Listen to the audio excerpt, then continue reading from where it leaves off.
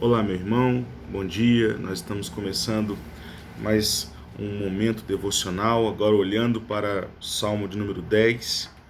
Vamos ler esse salmo. Diz assim a palavra do Senhor: Por que, Senhor, te conservas longe? Por que te escondes na hora da angústia? Com arrogância, os ímpios perseguem os pobres, que eles sejam apanhados na cilada que armaram. Pois o perverso se gloria da sua própria cobiça, o avarento maldiz o Senhor e blasfema contra ele. Em sua soberba, o perverso não investiga, tudo o que ele pensa é que Deus não existe.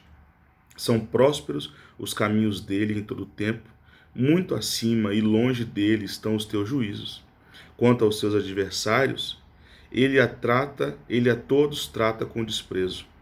Pois lá no seu íntimo diz: Jamais serei abalado, de geração em geração nenhum mal me sobrevirá. Sua boca está cheia de maldição, enganos e opressão. Debaixo da língua ele tem insulto e maldade. Põe-se de tocaia nas aldeias, trucida os inocentes nos lugares ocultos, seus olhos espreitam o desamparado. Ele se põe de emboscada como o leão na sua caverna. Está de emboscada para enlaçar o pobre. Apanha-o e o arrasta com sua rede. Abaixa-se, rasteja, nas suas garras caem os necessitados. Diz ele no seu íntimo: Deus se esqueceu, virou o rosto e nunca verá isso. Levanta-te, Senhor, ó Deus, ergue a tua mão, não te esqueça dos pobres, porque o ímpio despreza Deus, dizendo no seu íntimo que Deus não lhe pedirá contas? Tu, porém, tens visto isso, porque atentas ao sofrimento e à dor, para que os possa tomar em tuas mãos. A ti se entrega o desamparado, tu tens sido o defensor do órfão. Quebra o braço do perverso e do malvado, pede contas da sua maldade, até que a descubras de todo. O Senhor é Rei eterno, da sua terra somem as nações. Tens ouvido, Senhor, o desejo dos humildes, tu lhes firmarás o coração e ouvirás o seu clamor, para fazer justiça ao órfão e ao oprimido, a fim de que o ser humano que é da terra não volte a espalhar o terror. Esse salmo é muito parecido com o Salmo 73, que é um salmo de Asaf, onde o que está acontecendo é muito parecido. Tanto aqui o rei Davi, como no Salmo 73, o Asaf, eles começam a observar em volta a vida dos ímpios. E eles começam a perceber, e perceberam isso, que os ímpios vivem bem, os ímpios prosperam, né? E aí eles entraram em dificuldades com si mesmo de dizer: Deus, será que não está vendo isso? Será que Deus não está olhando para essa situação?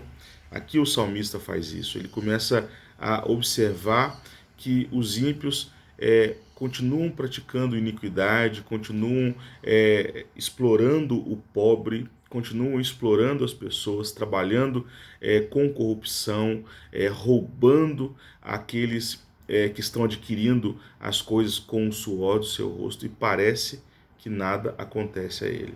Uma coisa que a gente precisa observar no decorrer do estudo nos Salmos é que, como esse livro é um livro cheio de linguagem poética, às vezes tem alguns tipos de expressões que podem ser chocantes para nós. Por exemplo, no versículo de número 15 diz: quebra o braço do perverso e do malvado. Você pode pensar, mas como é que alguém faz uma oração dessa forma, pedindo para Deus quebrar o braço de uma pessoa?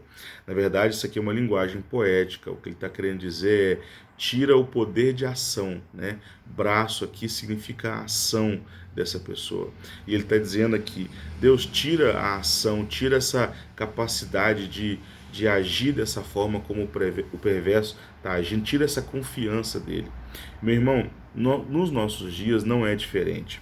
Nós, quando ligamos a televisão, percebemos que muitas pessoas estão enriquecendo, muitas pessoas estão tendo momentos de férias em locais maravilhosos, tudo isso com dinheiro de corrupção, com dinheiro de roubo, fruto de uma vida dissoluta, uma vida longe de Deus.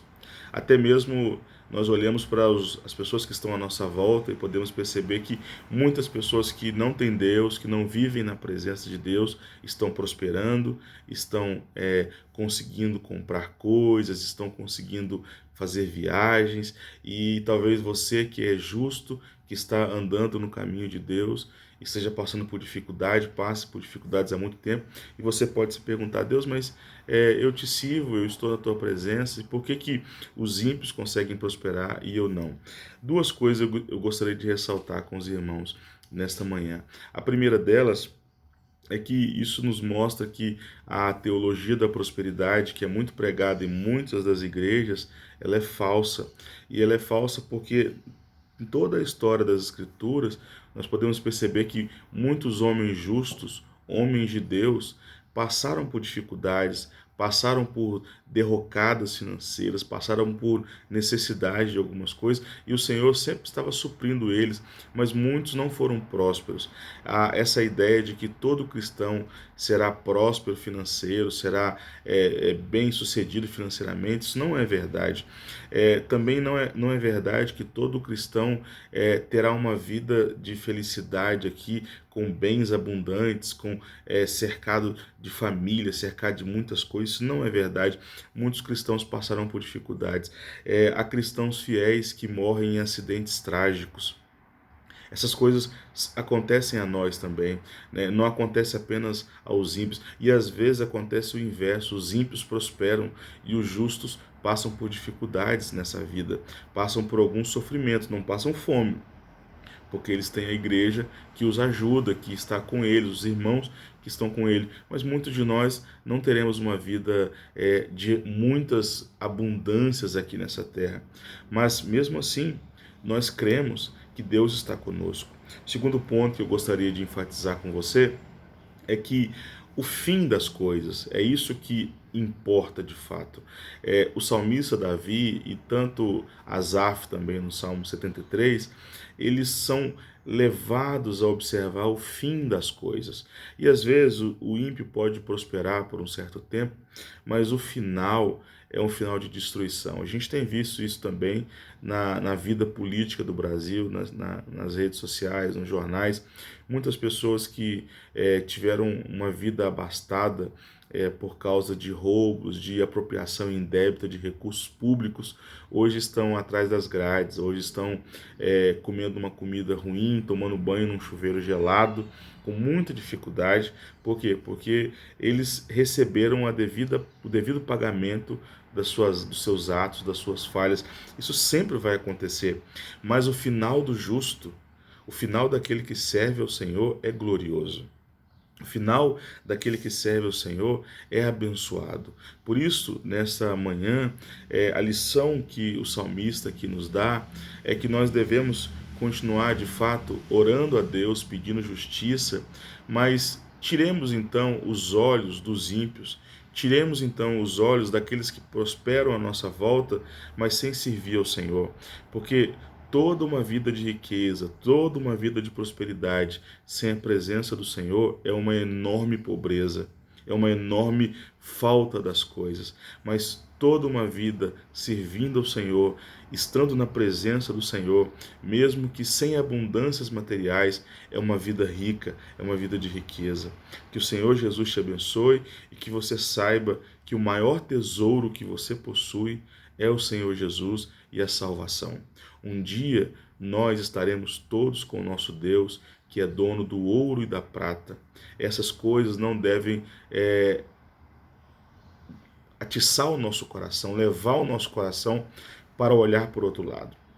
Pelo contrário, que olhemos então apenas para o Senhor, que Ele seja o nosso alvo e que possamos dizer, como o salmista diz aqui: o Senhor é Rei eterno, da sua terra somem as nações, e Ele ouve o desejo dos humildes e firmará o coração de todos eles.